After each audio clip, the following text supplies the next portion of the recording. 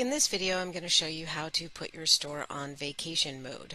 This is one of the most common requests I get from my clients, so I thought it would be helpful for you as well. There's a couple reasons you might want to put your store on vacation mode. You might actually be going on a vacation and you're not going to be available to answer client emails or to ship out orders.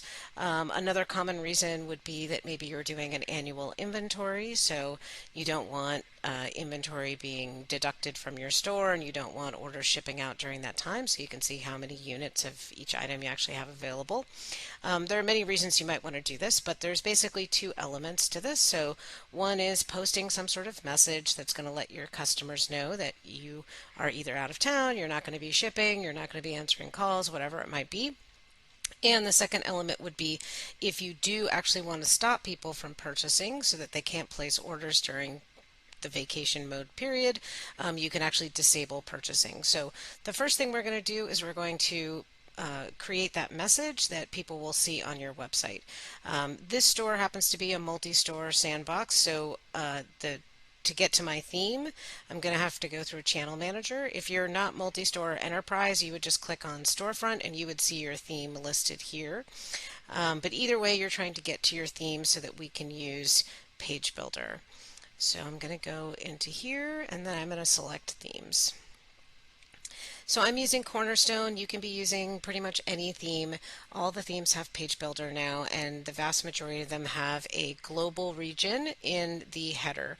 And it's important to use a global region so that the message is going to appear on every page of your site. So whether someone comes to your homepage or they find up one of your product pages in Google and that's how they get to your site, they're always going to see that message.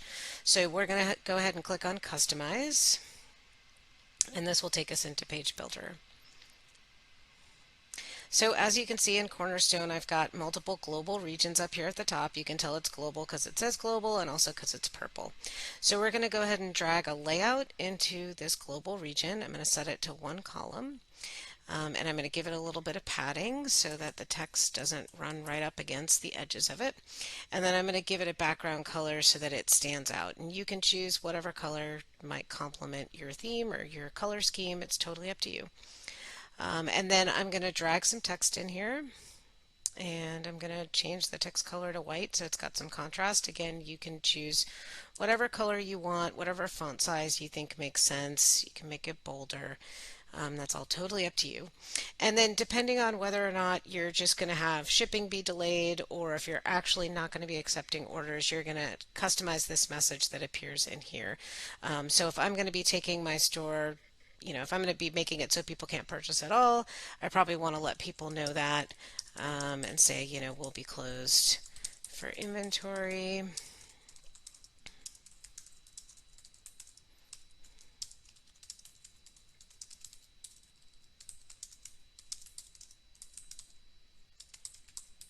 Okay, but you can make it say whatever you want. And then we can preview it up here at the top. I can say, okay, that looks all right. Maybe I want to add a little more padding here just so it looks a little nicer. There we go, that looks good. And then once I know how it looks, I'm going to go ahead and publish it.